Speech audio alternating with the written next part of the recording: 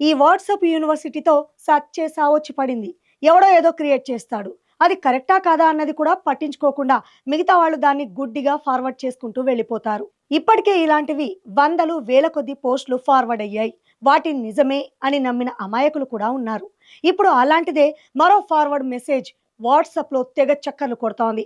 ఈ ఏడాది మార్చి నుంచి ఏటీఎంలో ఇక మీకు 500 రూపాయల నోట్లు కనిపించవు. ఎందుకంటే రిజర్వ్ బ్యాంక్ వాటిని ఉపసంహరించుకుంటోంది. ఫస్ట్ 2000 నోటు, ఇప్పుడు 500 నోటు మాయం కాబోతోంది అంటూ ఒక మెసేజ్ ఫుల్ సర్క్యులేట్ అవుతోంది. కానీ ఇందులో రూపాయంత నిజం కూడా లేదు. ఇదంతా తప్పుడు ప్రచారం. మేము 500 నోటును వెనక్కి తీసుకుంటున్నాం అనేది అబద్ధం. అలాంటి ప్రకటనను నమ్మకండి అని అధికారులే చెప్తున్నా ఆ మెసేజ్ మాత్రం ఆగట్లేదు. ఇప్పటికైనా కొంచెం ఆలోచించండి సార్. మెసేజ్ వచ్చింది కదా అని గుడ్డిగా ఫార్వర్డ్ చేయకండి.